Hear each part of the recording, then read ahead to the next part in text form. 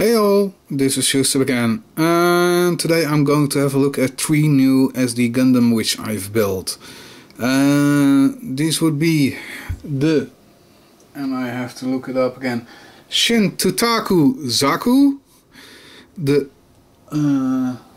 Sonken Gundam, and the Shuuyu Hyakushiki Sekiheki no Gouhou. Yeah, that's probably the biggest issue with these Musha Gundams or Brave Battle Warriors. Most of the names are not pronounceable for someone outside of Japan. No idea who he is representing, or at least what normal Gundam he would be. He is the Hyaku Shiki, well, that's not really too surprising, and of course Zaku. And they're interesting Gundam. These guys came together in a set. One is with gold parts, one with transparent parts, and the Zaku is a normal kit. But as you can see already, he's a lot taller than a normal SD Gundam, and has a completely different aesthetics. I'm going to have a look at all 3 of them. I've put the 2 normal Gundam into their attack modes. At least I assume those are attack modes or whatever. But anyway, let's have a look at each one of them. Let's put these 2 to the side. And let's have a look at the Sonken. The Sonken, as you can see, is completely made out of transparent plastic. Even the dark material is still transparent plastic, which is very cool. There are plenty of stickers with this set, but in the end I've decided to go very minimalistic, and I've only used the eyes. There's plenty of other spots where you can put on something, but seriously, I really thought if I'm going to make something which is completely transparent, I'm not going to put on any extra stickers. And well, I'm pretty glad that I actually did, because I really like the looks of this. They're very crazy looking, these SD Gundams, and well, I really dig them. I didn't even bother to panline this one because, well, once again it would break up the appearance of this transparent plastic. Let's see if I can get some lighting effects going. Oh yeah. Sadly, I can't really display this one with proper lighting, otherwise he'd be very cool to look at. And well, this is his weapon in super mode, but it's pretty much half of his armor gathered together and put on his sword. And I find it to look very silly. Apparently most of this armor can be put on another Gundam. According to this, you pretty much have his armor put on this guy, the number 300, and then you can make this one with some of the parts of the Sonken. I'm very bad at this. For the Gundam itself, he's pretty basic, like all the others of the same line. Ball jointed shoulder, ball jointed arm, ball jointed wrist, swivel in the waist, ball jointed hips and ball jointed ankles. So pretty good altogether for the size, and of course ball jointed head. Like most, you can actually pull off the helmet and any external armor. Pretty much this blue part and all this yellow on his arms can also be pulled off. But as this is transparent plastic and it is more fragile, I prefer not to pull and press on it too much. It's more like you need a bit more of a kid's glove with this. He also has this gimmick with this faceplate, which can be pulled down and then cover up his face more. Yeah, of course, due to the transparent plastic, he can still look through it, which is very cool. Normally this would be covered up, of course. It doesn't lock too properly up all the way up, but at least it does it good enough. And yeah, perhaps I should draw in the faceplate lines. That might make him look a bit better like a normal Gundam, but I'll see that in some time. For this weapon, you pull it all apart.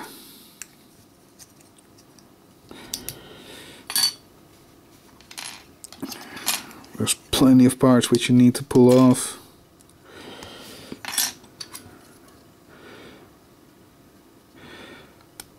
And once again, to be very careful with them. Alright, these go on his hips. No, the way around.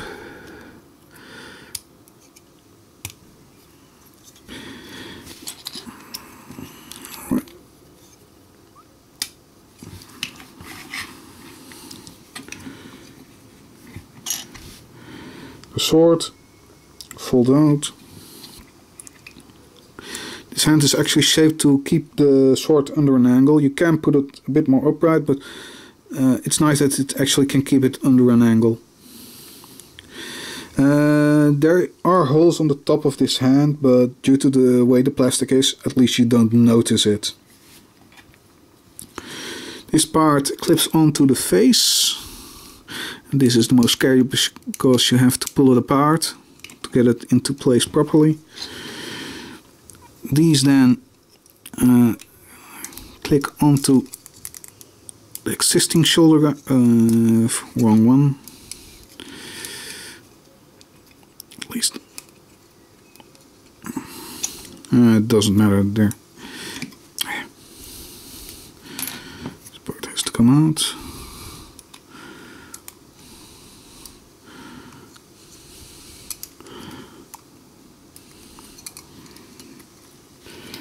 Then these parts you can leave off, but they can also be plugged into his back. And it doesn't really matter which way around you do that. It's just a secure storage. And this is his more normal armored up mode, which I like a lot more than the super sword. And well, yeah, this just looks awesome. Let's move on to the Hyakushiki and his turret. He has some issues holding onto it, but otherwise, yeah, this looks quite interesting. I've put some more stickers on the Hyakushiki, and as you can see, I've done some painting on at least the swords, or what at least are some kind of swords. He has this massive cannon. I'm not entirely sure if the original Hyakushiki has something like this, because usually when they have something of a super weapon like this, it does return in some way or the other, but I've decided to give him the normal eyes. There's also this weird black one with a silver stripe on it, and I didn't really like the look of it, so he is more like the rest of his SD comrades, with green eyes, with normal eye spots in them. And no gimmick of firing arrow or anything. It comes out and that's about it. And that's part of his transformation to his normal mode. So let's take this off out of his hand and let's put him back. Yeah, his hand can easily pop off. And anyway, I have to move to his hand anyway. There's a shortage of these things. I wish there was one more at least, because you have to switch it out for his sword holding hand, and there is no normal hand for his other hand, which is very unfortunate. I think that is the biggest flaw in this kit. There's only this weird hand on this side. Once again, it also has armor which you can remove and everything, but it's better to leave it on. I've put more of the stickers on this guy than on the other, because, well, it's more fitting, except not on all the shiny gold, which is unfortunately not that well made actually. This kit was not designed for the gold crown. Alright, on with this guy. Pull out the sword, which is kind of tough because it's clipped on with a painted part.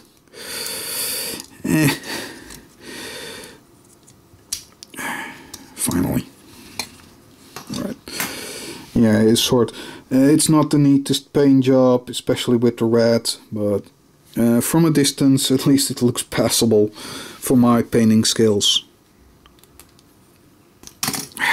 And these ball joints are very weak. Especially if you've used them a few times, they become very, very weak. For the rest of his cannon, pull these off. Come on. These blue parts come off. And then it's a question of press this together, fold this in, and put it to the side. This weapon can actually be stored on the back or actually be used like a bow, which is quite nice. As you can see, I've painted it up. And also you get an arrow with this guy, as you can see here. Yeah, let's armor him up. Not that there is so much to do for this guy. You put this all together on the shoulder, if I can get it to clip in.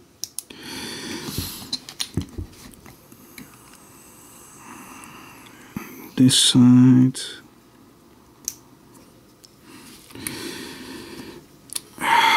So enormously loose, and that's also because these are also a different kind of plastic, the transparent plastic. Now take this one apart again. Oh, before I forgot, there's also the backpack unit.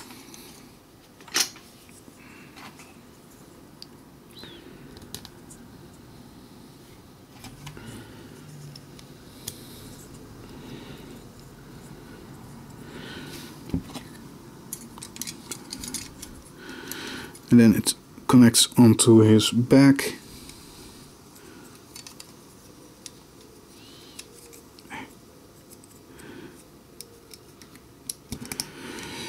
Right, and here is the finished normal armored up mode. And I think, yeah, this looks a lot better than with that oversized insane gun. Even though this guy is falling apart. Right, let's put him to the side as well. And let's take out the Zaku, the big guy of the lot. Yeah, this is turning out to be a long review, but I don't mind. This guy looks awesome. I've painted him up a bit more. Especially because all this gold on his hips and arms, at least on his hips, were all stickers which looked quite horrendous because they're over rounded objects and it just does not work. And on the arms they were missing, there were none for them, so instead of that I've decided to paint on him, and well, it looks a lot better, even though the gold of the paint does not match with the gold plastic. And this gold plastic is of the type which I fear will become very, very brittle over time. This is a fairly new kit from 2009, so it should not suffer too easily, but the way I see all these swirls in the plastic itself does tell me that this plastic is very vulnerable to the effect of gold plastic syndrome. For his general looks, this guy looks insane. As I understand it, he's some kind of evil warlord. At least from what I can gather from the comics. And that's about it, what I know of him. He has this insane back thing, which does look somewhat like what I recall is something of a priest hat from China. But yeah, I don't have enough knowledge there. I've painted up his back. That was completely bare of stickers, so I once again went in with some paint to add those details. Same for the back of his helmet thingy, whatever it is. And I went in with panel lining for the treads on his feet and the cannons. Then there's finally this little dragon statuette, which looks pretty nice, but when you get it, it's completely this black plastic. So if you want it gold like it is in the drawings, you really have to paint it yourself. I've even managed to add in some red little eyes, just for added effect. It doesn't show on the paper to have red eyes, but I thought giving him some ruby eyes looks a lot better. And as you can see, he has a hand specific for holding this statue. This is his main pose. And quite similar to this guy, to the Hyakushiki, he lacks in pody caps for this hand, because if you want to give him his normal hand on this side, once again you have to pull it out, and yes, there is a giant hole in the underside of this hand. Unfortunate, but if you want to bring in his normal hand, at least I hope I have his normal hand here. Yeah, it's a question of swapping it out like so. Now, this guy, despite being an SD Gundam, has quite some articulation. Here's the normal articulation of the head and swivel of the waist. But they added some more ball joints than usual to this, because even his elbows and knees have ball joints, even though they've limited those to being simple swivels. So he has ball joints, but they can only swivel. Not sure if I can show this properly, but because the articulation itself, well, it's not that amazing. And despite having quite some articulation, you really cannot do too much with it.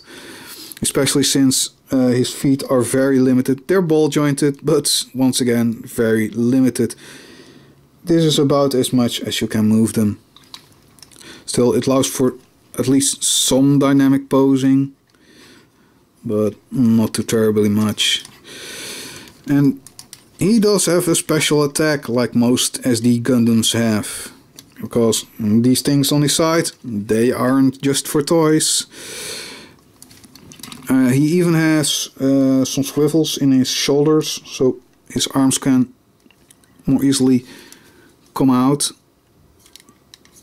And thus, come on, come out. So you can actually point these forward, these cannons. Also, Epic Beard is movable beard. And then you get his special effect parts.